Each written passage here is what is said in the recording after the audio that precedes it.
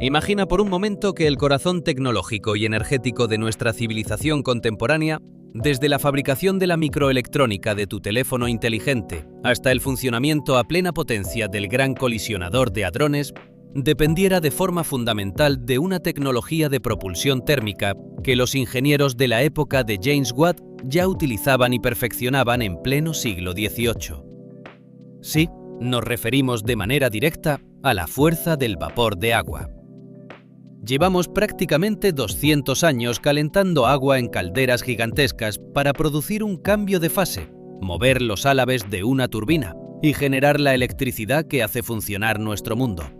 Sin embargo, este paradigma tecnológico centenario, que ha sostenido la era industrial y digital de la humanidad,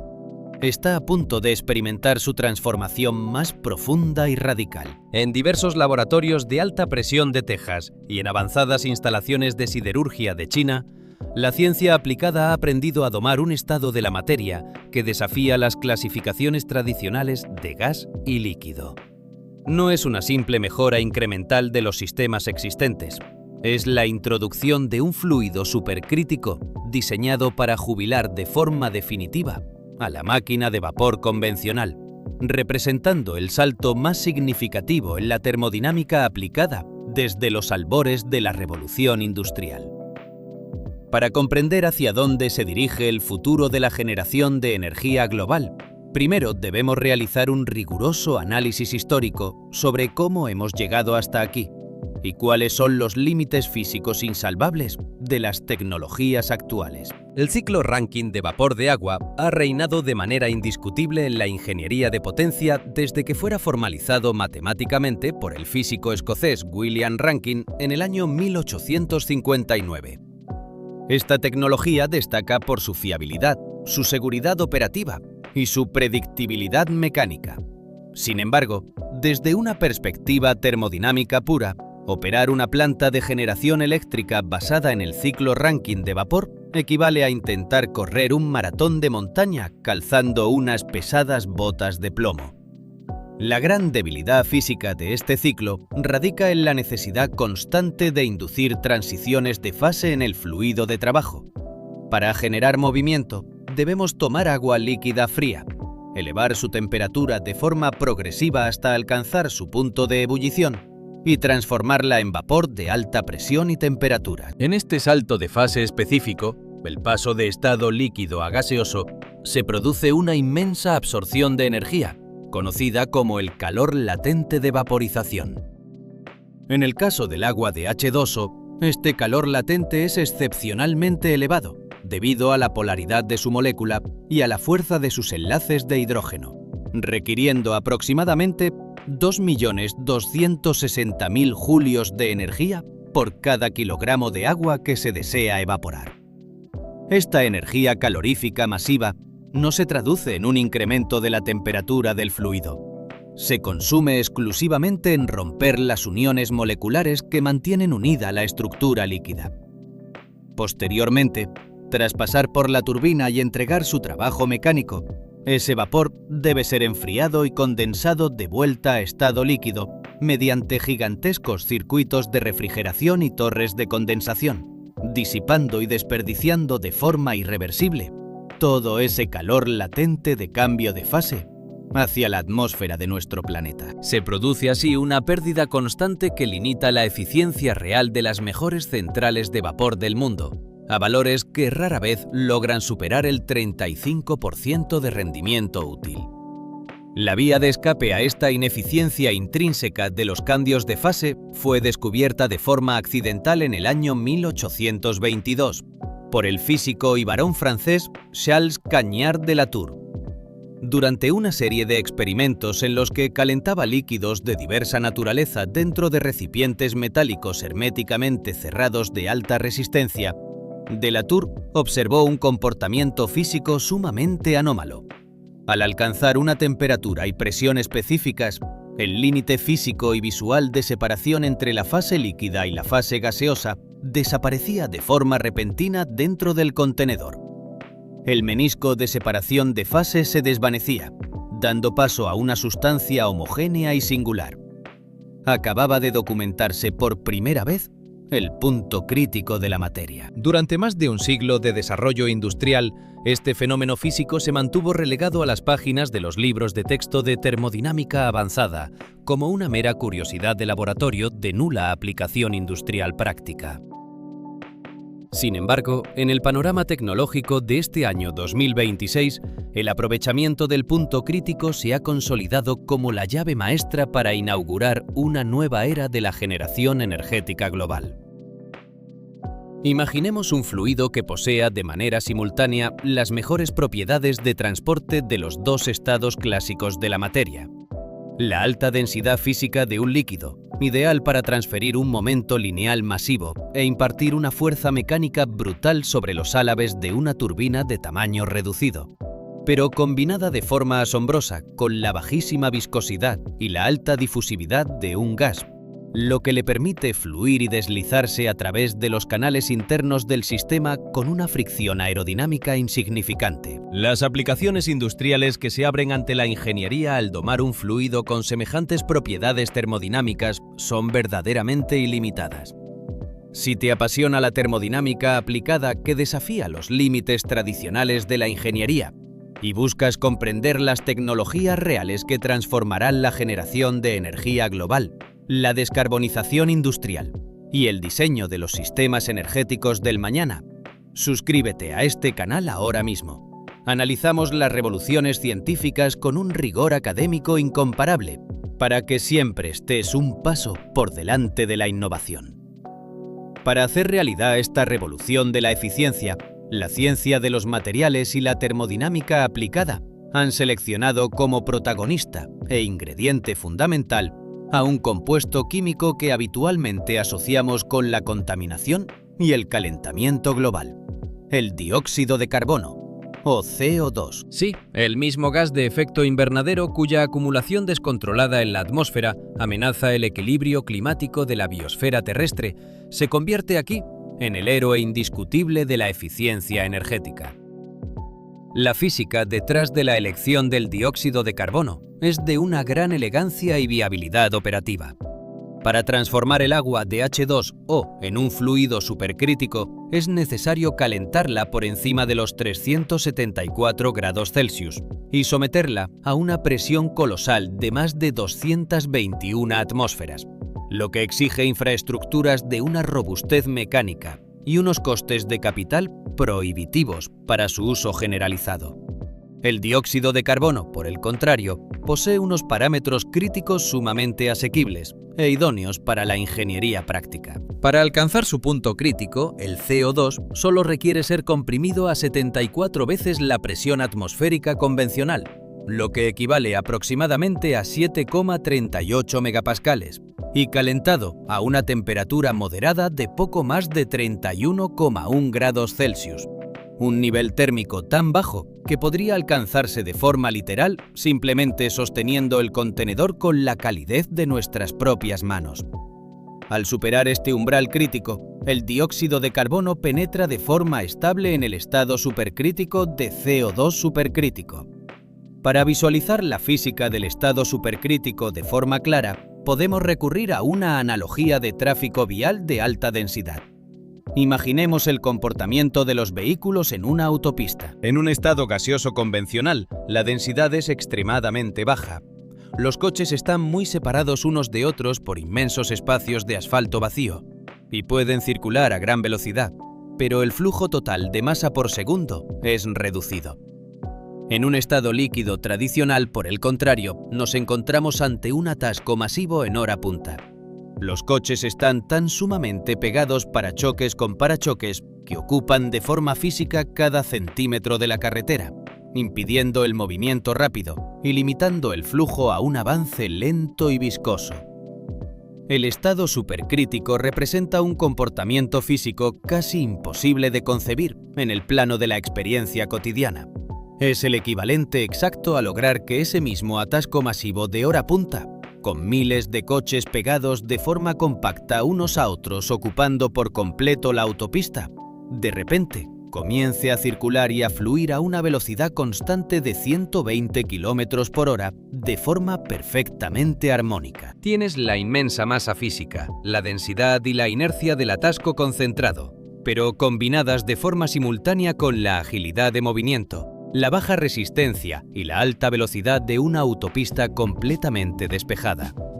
Esta dualidad física única es la que permite implementar de forma comercial el ciclo cerrado Brayton de dióxido de carbono supercrítico. A diferencia de las turbinas de vapor tradicionales que operan bajo el ciclo Rankine, el CO2 supercrítico en un ciclo Brayton cerrado no experimenta jamás una transición de fase física durante su recorrido por el sistema de potencia. El fluido es comprimido en estado supercrítico denso. Se calienta mediante una fuente térmica externa, que puede ser solar, nuclear o calor residual industrial. Se expande a alta velocidad a través de los álabes de la turbina para generar trabajo mecánico útil. Pasa por un sistema de recuperación de calor y vuelve al compresor de forma continua, manteniéndose siempre dentro de las fronteras de la fase supercrítica homogénea. Al saltarse de forma matemática y física el costoso y energéticamente ineficiente paso de cambio de fase de líquido a gas, el ciclo Brayton de CO2 supercrítico es capaz de operar con unos niveles de eficiencia que acarician el 50% de rendimiento útil. Este incremento de eficiencia transforma por completo los balances financieros de la generación eléctrica mundial, permitiendo obtener mucha más electricidad a partir de la misma cantidad de calor inicial y reduciendo drásticamente las necesidades de enfriamiento por agua, lo que resulta de vital importancia para las regiones áridas del planeta con severo estrés hídrico. Además de su innegable superioridad en términos de eficiencia termodinámica pura, el ciclo cerrado de dióxido de carbono supercrítico ofrece otra ventaja competitiva colosal que está revolucionando la arquitectura de las plantas de generación eléctrica: una reducción sin precedentes en las dimensiones físicas de la maquinaria y de los bloques de potencia. La razón física detrás de esta extrema compactación radica, una vez más, en la alta densidad y en la inmensa capacidad calorífica del fluido de trabajo. Al ser el dióxido de carbono supercrítico extremadamente denso, con una densidad física que se aproxima a la del agua líquida, pero con propiedades de transporte de un gas, la masa de fluido que atraviesa la sección activa de la turbina por cada segundo de funcionamiento es extraordinariamente elevada. De acuerdo con las ecuaciones fundamentales de la fluidodinámica de turbomaquinaria, la potencia mecánica generada por una turbina es directamente proporcional al flujo másico del fluido de trabajo y a la diferencia de entalpía que experimenta en su expansión. Dado que el CO2 supercrítico permite desplazar masas de fluido colosales a través de canales de sección transversal muy reducida, con una fricción aerodinámica casi inexistente, las dimensiones físicas de la turbina de generación eléctrica pueden contraerse hasta límites que rozan lo inverosímil para los ingenieros acostumbrados al ciclo Rankine tradicional. Una turbina de dióxido de carbono supercrítico de 10 megavatios de potencia eléctrica, suficiente para suministrar energía de forma ininterrumpida a miles de hogares metropolitanos modernos, es hasta 10 veces más pequeña en volumen y peso que una turbina de vapor equivalente. Mientras que un bloque de potencia de vapor tradicional de esa capacidad exige la construcción de hangares industriales gigantescos, equipados con cimentaciones masivas de hormigón para albergar turbinas del tamaño de un autobús articulado, y kilómetros de tuberías de gran diámetro, una turbina de potencia equivalente de CO2 supercrítico tiene unas dimensiones físicas tan reducidas que podría ser transportada con facilidad en el maletero de un coche utilitario grande o en una pequeña furgoneta de reparto. Esta compactación extrema no solo reduce drásticamente el coste de capital necesario para adquirir los materiales refractarios y las superaleaciones de la máquina, sino que disminuye de forma masiva la huella física y el espacio de ingeniería civil requerido en el emplazamiento de la planta, abriendo la puerta al desarrollo de sistemas de generación eléctrica portátiles, descentralizados, modulares y altamente adaptables a las condiciones geográficas más complejas del planeta. La redefinición de los ciclos de potencia mediante el uso de fluidos supercríticos inteligentes es solo el primer acto de una nueva era de soberanía energética y descarbonización industrial profunda. Para no perderte la segunda parte de este exhaustivo análisis termodinámico y de ciencia de materiales, donde abordaremos el comportamiento de las superaleaciones de níquel frente al desgaste térmico extremo, la ingeniería de soldadura por difusión en intercambiadores de circuito impreso microcanalizados y proyectos reales como el STEP Demo de Texas o el Chaotan 1 de China, suscríbete al canal ahora mismo y activa la campana de notificaciones.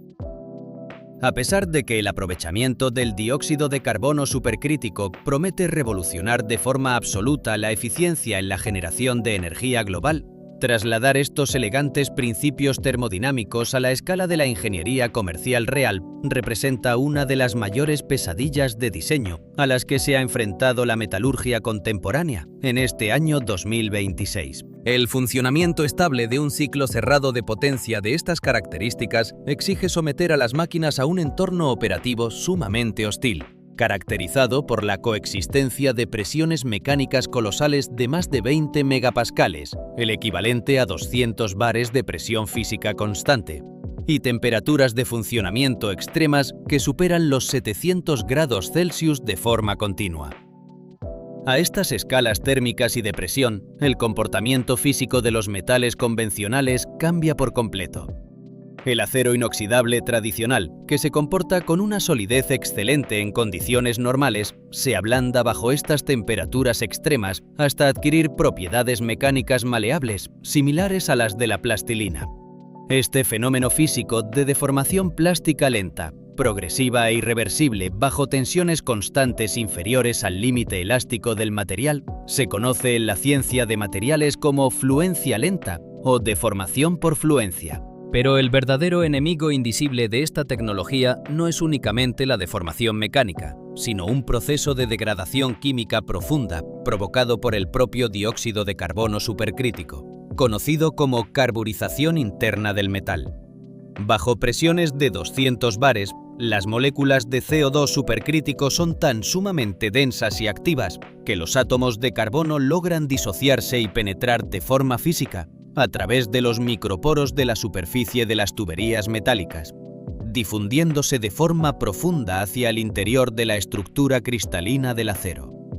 Una vez dentro del metal, el carbono reacciona de forma química con los elementos de aleación para formar carburos duros, pero extremadamente frágiles, a lo largo de las fronteras de grano del acero. La tubería, que originalmente poseía una gran ductilidad y resistencia a la tracción para contener la presión del gas, se vuelve extremadamente frágil desde su interior, agrietándose de manera silenciosa ante la más mínima fluctuación de presión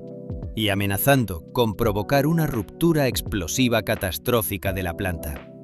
Para solucionar esta debilidad metalúrgica, los ingenieros se han visto obligados a prescindir de los aceros tradicionales y a recurrir al desarrollo de superaleaciones avanzadas a base de níquel de grado aeroespacial, tales como el Inconel 718 o el Haynes 230. Estos materiales exóticos, ricos en níquel, cromo y cobalto, poseen una resistencia a la fluencia lenta extraordinaria y son capaces de formar de manera espontánea una capa de óxido de cromo pasivante en su superficie externa, que actúa como un escudo molecular impenetrable frente a la difusión de los átomos de carbono del CO2 supercrítico. Esta sofisticación de materiales alcanza su máxima expresión en el diseño de los intercambiadores de calor del sistema, componentes críticos donde se transfiere la energía térmica de la fuente primaria hacia el CO2 supercrítico. En estos dispositivos, debido a la inmensa densidad y presión del fluido, los intercambiadores de calor tubulares convencionales de gran volumen resultarían completamente inviables. En su lugar, la ingeniería ha tenido que desarrollar auténticas obras de arte metalúrgico, conocidas como intercambiadores de calor de circuito impreso. La fabricación de estos intercambiadores monolíticos se asemeja de forma asombrosa al proceso de grabado químico empleado en la manufactura de los microchips de los ordenadores. Se toman placas metálicas macizas de superaleaciones de níquel y se graban de manera química canales microfluidos de un diámetro inferior al de un cabello humano. siguiendo patrones geométricos de transferencia térmica altamente optimizados por ordenador. Posteriormente, cientos de estas placas grabadas se superponen de forma alterna y se someten a un proceso de unión térmica conocido como soldadura por difusión en estado sólido. En este proceso, el bloque de placas es introducido en un horno de atmósfera controlada a presiones de compresión uniaxiales muy elevadas y a temperaturas equivalentes al 90% del punto de fusión del metal. Bajo estas condiciones extremas, los átomos de las placas metálicas adyacentes comienzan a migrar y a difundirse de forma física a través de las interfaces de unión, entrelazando sus estructuras cristalinas hasta que las juntas de separación desaparecen por completo. El intercambiador de calor se transforma de esta manera en un bloque monolítico de metal puro, libre de soldaduras convencionales, juntas de estanqueidad propensas a fugas o puntos débiles mecánicos. Es tecnología de ciencia ficción de alta presión hecha realidad física para resistir el funcionamiento ininterrumpido del sistema durante más de 30 años de vida útil. La reconfiguración de la metalurgia pesada y el diseño de intercambiadores microcanalizados monolíticos están abriendo las puertas a una era de eficiencia termodinámica sin precedentes en la historia de la humanidad. Si deseas seguir descubriendo de manera pormenorizada cómo la ingeniería extrema está reescribiendo los límites de nuestra tecnología, suscríbete a este canal y activa la campana de notificaciones de inmediato. Una vez resueltos los severos desafíos metalúrgicos de su contención física, la versatilidad operativa del ciclo de CO2 supercrítico revela todo su potencial revolucionario, al acoplarse con tres de las fuentes energéticas más importantes del panorama contemporáneo: la energía solar concentrada, los reactores nucleares modulares de última generación y la recuperación del calor de desecho industrial. En el sector de la energía solar concentrada por torre, miles de espejos heliostatos se orientan de forma automatizada en el desierto para enfocar la radiación solar directa sobre un receptor central ubicado en lo alto de una torre de gran altura, alcanzando de manera instantánea temperaturas superiores a los 700 grados Celsius. En los sistemas de vapor tradicionales, operar a estas temperaturas extremas exige elevar la presión del agua de H2 o hasta límites ingobernables, que provocan una corrosión masiva en las tuberías y limitan el rendimiento de la conversión. El dióxido de carbono supercrítico, por el contrario, adora trabajar a estas temperaturas extremas de 700 grados. Al acoplar el receptor solar de la torre directamente a un ciclo cerrado de CO2 supercrítico, la eficiencia de conversión del calor solar en electricidad útil experimenta una ganancia extraordinaria. Además, el sistema se complementa de forma perfecta con el uso de sistemas de almacenamiento térmico de sales fundidas, una mezcla eutéctica de nitrato de sodio y nitrato de potasio, que guardan el calor capturado durante las horas de sol en inmensos tanques aislados.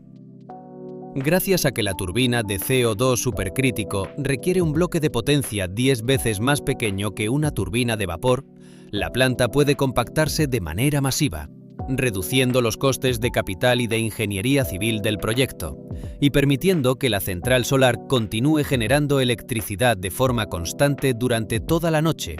con una pérdida de eficiencia mínima. Se consigue de esta manera transformar una planta de energía solar intermitente en una central de carga de base estable que no depende de si el cielo está nublado o de si es de noche.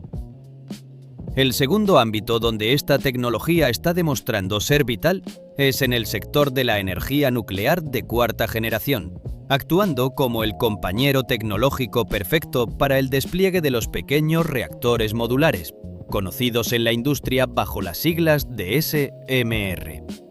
El futuro de la energía nuclear de este año 2026 no radica en la construcción de las gigantescas y costosas catedrales de hormigón armado del pasado, cuyos plazos de edificación superaban de forma habitual la década de trabajo. Radica en la fabricación en serie de reactores de fisión compactos de alta temperatura, en instalaciones fabriles de alta precisión, para ser transportados de forma directa en camiones comunes hasta su emplazamiento definitivo. Al ser la turbina de CO2 supercrítico hasta 10 veces más pequeña que una turbina de vapor equivalente de la misma potencia, todo el bloque de conversión de potencia del reactor nuclear puede ser empaquetado en el interior de un par de contenedores de carga marítima estándar. El hangar gigante de las turbinas desaparece del diseño de la central nuclear. Además, en muchos diseños de reactores nucleares de cuarta generación refrigerados por gas de helio o sales fundidas de alta temperatura, el dióxido de carbono supercrítico puede actuar como el fluido de transferencia térmica del circuito secundario de potencia de forma directa. Al eliminar por completo la presencia de agua líquida del interior de las instalaciones de potencia del reactor, se erradica de forma absoluta el riesgo físico de radiólisis del agua y de generación espontánea de gas hidrógeno inflamable a altas temperaturas, el cual fue el responsable de las devastadoras explosiones químicas secundarias que destruyeron las contenciones de la central nuclear de Fukushima tras el impacto del tsunami.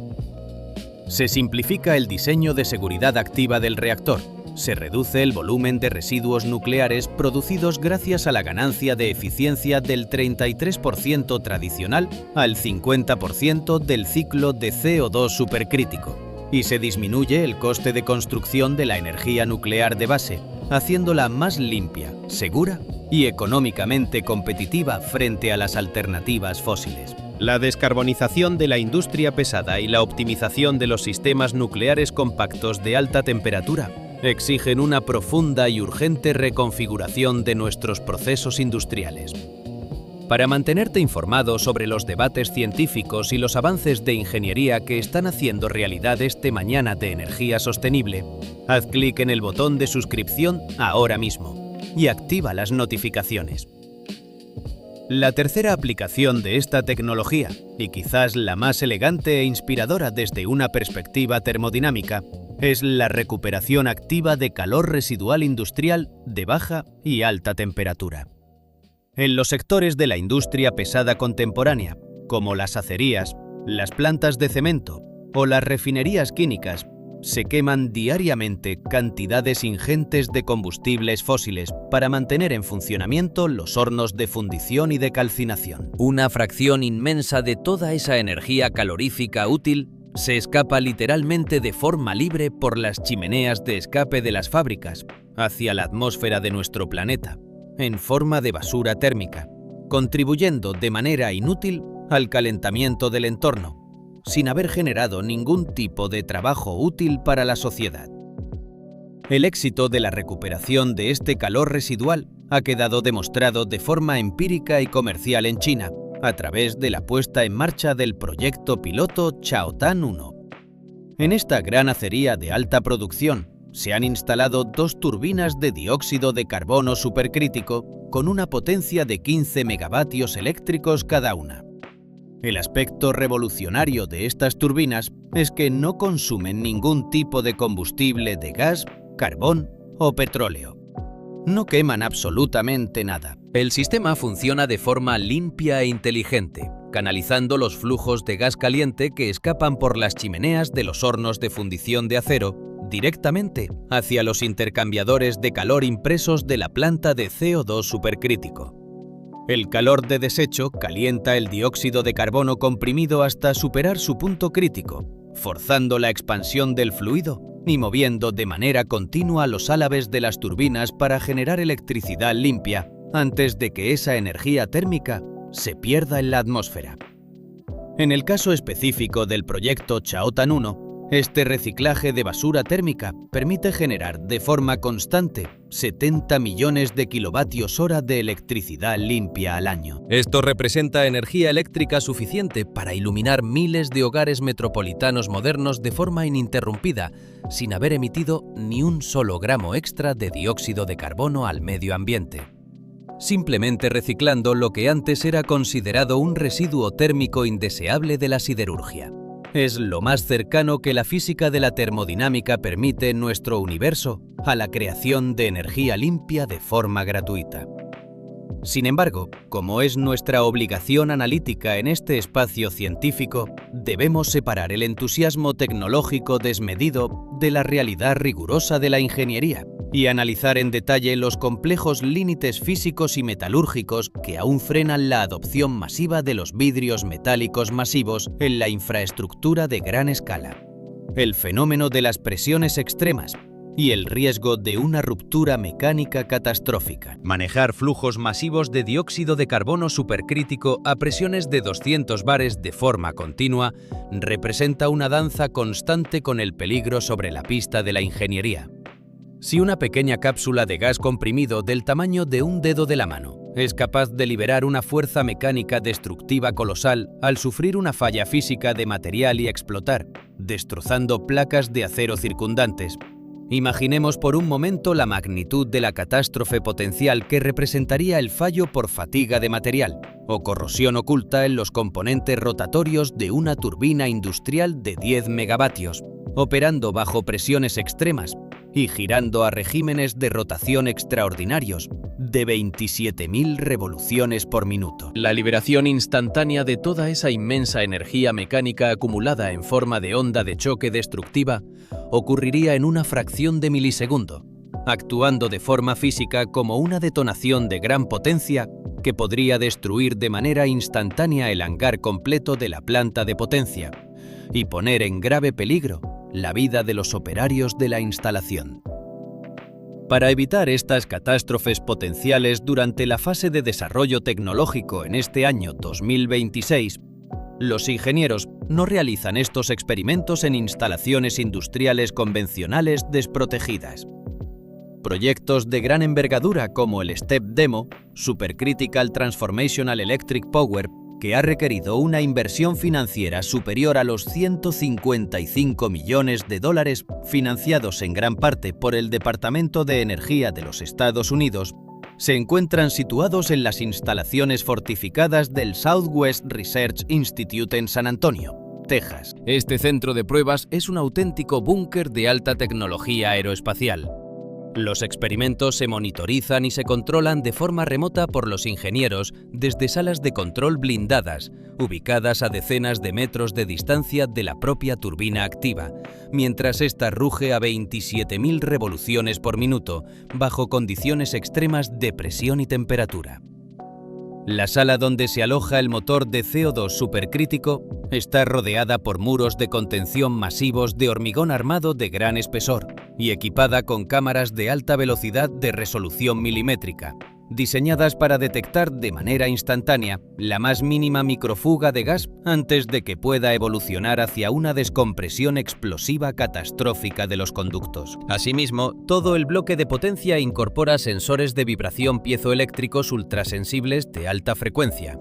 y válvulas de alivio de actuación ultrarrápida que son capaces de interrumpir el flujo de gas y detener por completo la rotación de la máquina en una fracción mínima de segundo, si se registra el más mínimo comportamiento anómalo en la estabilidad de los rodamientos magnéticos activos.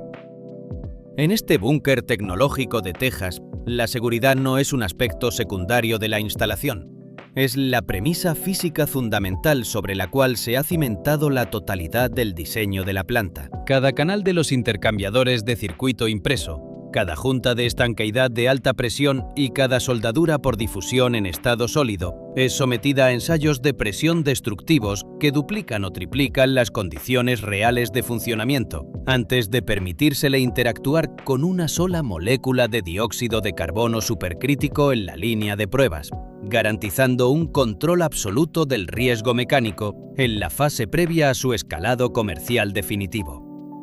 El veredicto final sobre la viabilidad de la tecnología de CO2 supercrítico nos obliga a comprender que nos encontramos ante uno de los saltos cualitativos más importantes de la historia de la ingeniería de potencia aplicada. El camino hacia su consolidación comercial definitiva en las próximas décadas exigirá la resolución de complejos retos de amortización financiera de las plantas piloto de alto coste de capital y el desarrollo de normativas internacionales de seguridad industrial específicas que regulen el manejo seguro de fluidos a presiones extremas de forma estandarizada. Sin embargo, los beneficios que promete cosechar la humanidad al domesticar este fluido supercrítico inteligente justifican con creces cada dólar y cada hora de investigación invertidos por los consorcios internacionales de la energía en este año 2026. Al incrementar la eficiencia de la conversión de calor en electricidad del 35% tradicional al 50%, la tecnología de CO2 supercrítico nos permitirá reducir de forma drástica la cantidad de combustible primario necesario para alimentar la civilización moderna, disminuyendo la quema de carbón y gas natural, multiplicando el rendimiento de los reactores nucleares de última generación y permitiendo que la energía solar y la recuperación del calor residual industrial asuman de forma definitiva el protagonismo de la matriz energética global. Estamos dejando atrás de manera pacífica e irreversible la era primitiva de hervir agua en ollas gigantes para entrar de lleno en la era de los fluidos termodinámicos inteligentes. El futuro de la energía en nuestro planeta es denso, es de una respuesta mecánica ultraveloz y, sobre todo, es de un carácter supercrítico.